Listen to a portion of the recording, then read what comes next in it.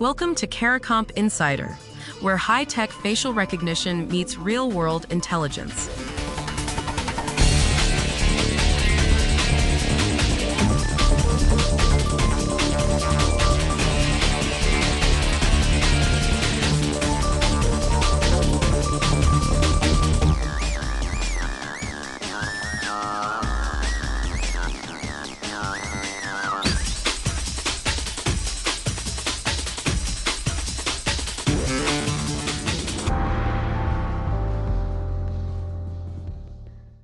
At a high school in New Jersey, more than 30 girls found out that fake nude images of them were circulating online. Not drawings, not edits anyone could spot. Photorealistic images, made by artificial intelligence from ordinary photos. And the only raw material a stranger needed? One picture of their face. You probably heard about Taylor Swift last year. Fake explicit images of her were viewed more than 45 million times before they came down. That made headlines around the world, but here's what the headlines missed. The same week, those girls in New Jersey were living it, with no fame and no protection.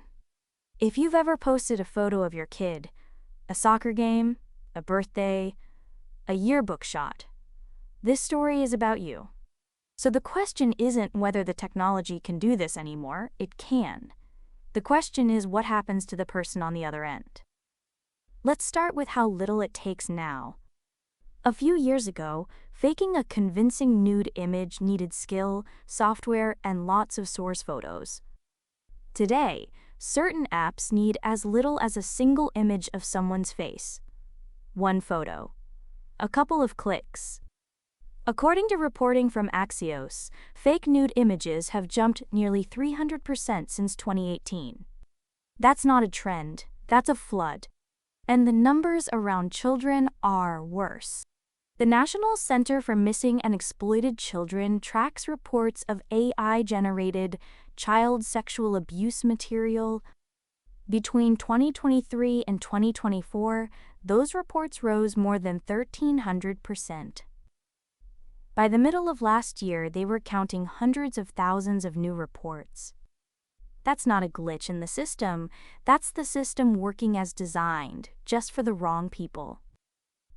Now, who's actually targeted? Researchers cited by the National Law Review found that 90 to 95% of deepfake videos are non-consensual pornography.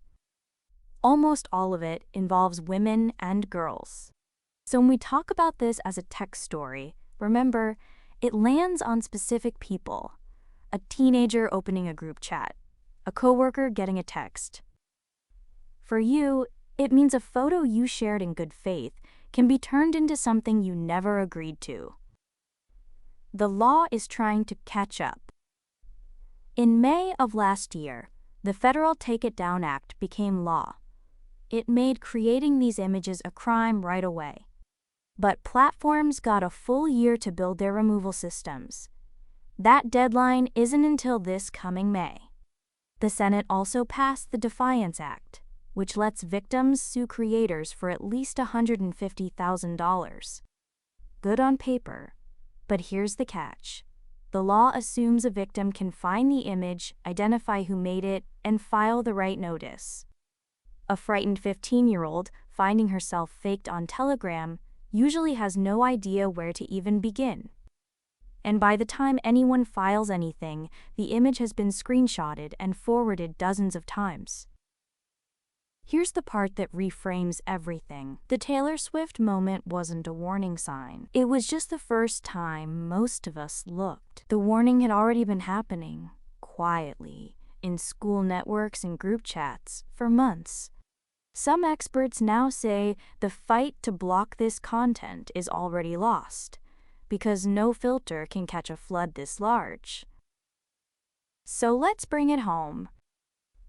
I can now turn one ordinary photo into a fake nude image, in seconds, of almost anyone. The famous get headlines.